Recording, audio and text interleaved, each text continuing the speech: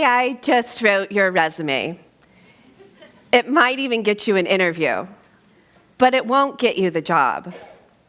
Why? Because AI can't replace you. Yes, you want tech to automate tasks, make the process smoother, and save you time. And I want that for you too.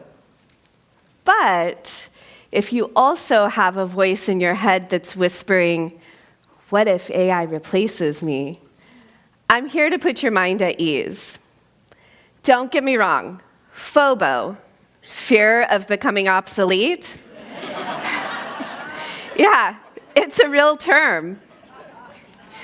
But finding success in your career isn't about learning every new piece of technology the second it drops. That's been happening for centuries. And yet, time and time again, we go back to human connection driving progress. That's because the future of work is your story. So I'm a career strategist, and I've worked with thousands of professionals on resumes, interviewing skills, LinkedIn profiles, and career mapping throughout major technology shifts in the job market. I'm also a certified AI specialist. So yeah, I use AI daily. It's an incredible tool. After working with professionals and companies from around the world, I've learned the most powerful career tool you have is not your resume. It's not your list of skills. And it's not your job title. In fact, I'm sure many of you have experienced a job title that doesn't even describe what you do, right? No, it's your story. You are the algorithm, the unique set of patterns that have values, experiences, and perspective that no AI can replicate. All right, I'm not saying to go into your next interview and hand them your autobiography.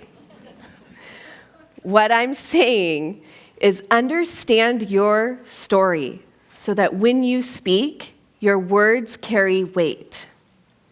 Let me show you what I mean. The day I decided to take control of my career through storytelling is a day that completely changed the entire trajectory of my career.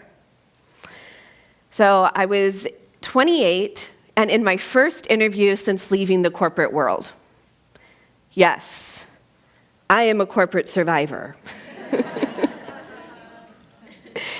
And the job I had applied for was technically a step down, so less responsibility and lower pay.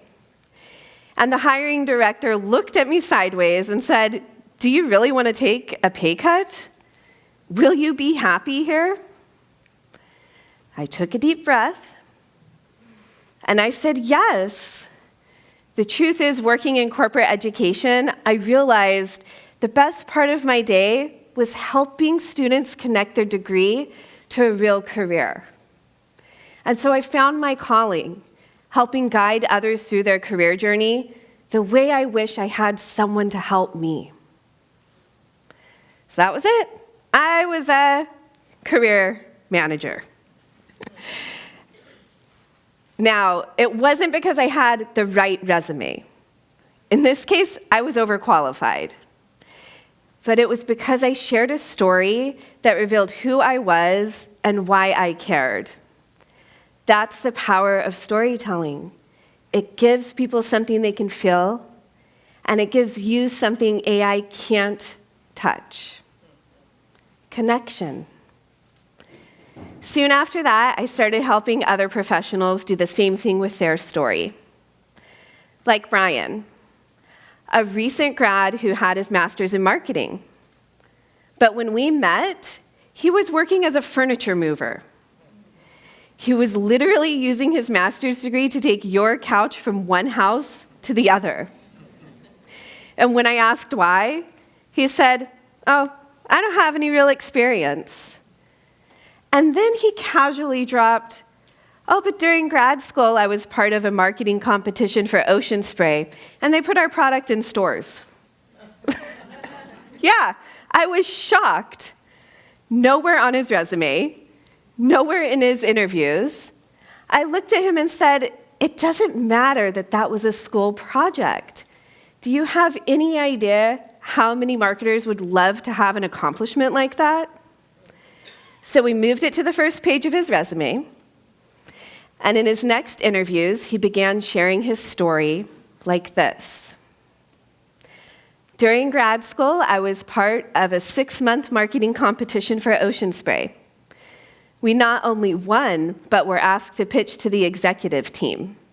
And they liked it so much that within weeks, our product was on store shelves nationwide. 3 interviews later, he was hired as a paid marketer at one of the top firms. And storytelling works across all industries. It's not just marketing. So take an assembly line worker who came to me for help with her interview skills. When we got to the question, "Why do you want to work here?" she gave me the usual. "I'm a hard worker. My skills align with the job, blah, blah, blah." I stopped her and said, "Why this company?" And then she paused. She went on to tell me the story of her aunt who had a hip replacement using the exact part that she would be working with on the assembly line. I said, "That's it. That's your story." So we reframed it. And then at her next interview, she shared it like this. "My aunt recently had a hip replacement using a part from your company. It gave her back her quality of life. And I will treat every part I touch as if it's for someone I love." AI didn't write that. She lived it, and we found the story in it.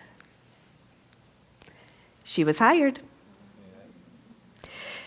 So, how do you find your story? Don't think in bullets. Instead, think in moments. Ask yourself, what's one moment or challenge in your life that shapes the way you work?